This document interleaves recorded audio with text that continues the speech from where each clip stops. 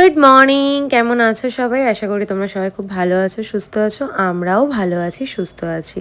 Late করে ঘুম থেকে উঠেছি, গোপুসোনাকেও এখনও ঘুম থেকে তোলা হয়নি। অতনু বেরিয়ে গেছে আর সিন্টিও এখনও ঘুমোচ্ছে। টেবিলের ওপর সব কিছু গুছিয়ে রেখে দিয়ে গেছে দিদি, রান্নাঘর যেটুকু পরিষ্কার করে দিয়ে গেছে। প্রচুর কাজ রয়েছে। ঘুম থেকে উঠেই আগে একটু দেখে নিলাম কোথায় কি আছে করার মতো, কোথা থেকে আর কি কাজটা শুরু করব আমি। আর এদিকে দেখো সিন্টি ঘুমোচ্ছে। মেয়েটা যখন এরকম অঘরে ঘুমায় না, আমার ওকে তুলতে ইচ্ছাই করে না। এক এক সময় জানো তো 1টাও বেজে যায়, তবুও আমি ওকে তুলি না, যে খুব একটা তো সময় পায় না। আর আমার চোখ মুখ দেখো কেমন ফুলে গেছে, এই জাস্ট উঠলাম তো, এখনও ফ্রেশও হয়নি। এখন ফ্রেশ হব, আর তার আগে সিন্টিকে একটু আদর করে নিলাম।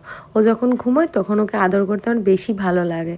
কি কিউট লাগে না, বলতে নিন। এটা আমার মাই বলেছে, যখন বাচ্চা ঘুমোবে তখন তাদের আদর করতে নেই, তারা অনেক জেদি হয়ে যায়।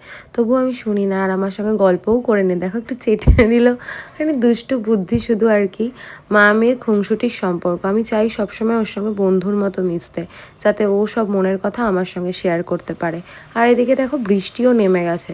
ভাবছিলাম 1 কাপ কফি করে জানলার সামনে বসবো, কিন্তু সেটা করলে তো আর হবে না। ঘরের কাজকর্ম রয়েছে, সেগুলো করতে হবে। কফি যদিও আমি শীতকালে খুব খাই, গরমকালে একদমই খাই না বললেই চলে। চা কফি আমার বাড়িতে খুব একটা হয় না। যদি কেউ আসে তাহলে করি, তাও খুব কম। কোল্ড ড্রিঙ্কস দিয়েই কাজ চালিয়ে দিই।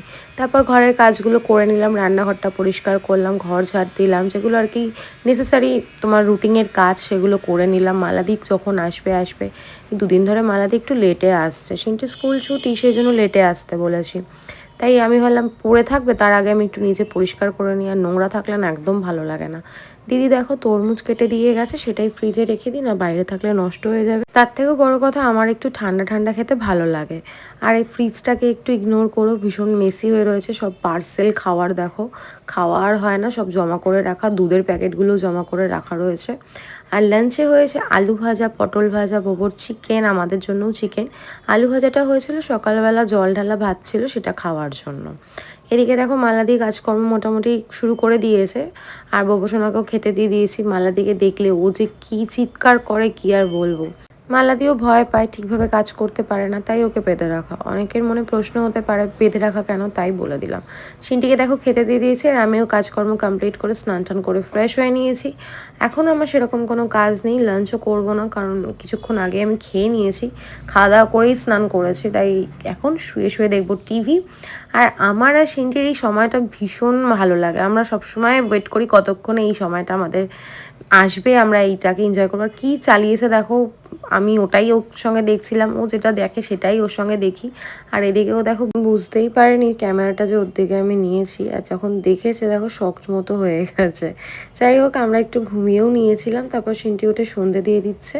মেয়েটা আমার বড় হয়ে গেছে দেখতে দেখতে, ওকে কিছু বলতে হয় না, ও নিজে নিজেই করে। যেদিন থেকে গপু আমার বাড়িতে এসছে সেদিন থেকে সব কিছুর দায়িত্ব ওই নিয়ে নিয়েছে।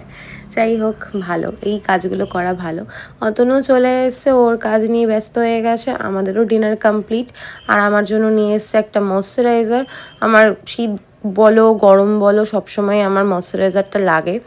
এসিতে থাকলে ভীষণ স্কিন ড্রাই হয়ে যায়। আর আমাকে পাঠিয়েছে একটা মিষ্টির প্যাকেট অতনুর দোকানে, কিন্তু কে পাঠিয়েছে জানি না। যদি আমার ভিডিও সে দেখে থাকো তাহলে আমাকে প্লিজ জানিও কে পাঠিয়েছো। আর কি বলবো, আজকের ভিডিওটা এইটুকুই, আর কিছু দেখানোরও নেই। বাড়িতে থাকলে আমি সেরকম কিছু একটা করি না, আর বাইরেও সেরকম বেরোই না। যেদিন বেরোই সেদিন তো তোমাদের সঙ্গে শেয়ার করি। গরমে আমার কোথাও যেতে ইচ্ছাও করছে না। যাই হোক, দেখো সিন্টি শুয়ে পড়েছে, আমিও এবার শুয়ে পড়বো, দুজনে মিলে টিভি দেখবো। আর টুকটাক আমার এডিটের কাজ আছে, সেগুলো করব। তো চলো, তোমরা সবাই ভালো থেকো, সুস্থ থেকো। ভিডিওটা কেমন লাগলো অবশ্যই কমেন্টে জানিও। টাটা।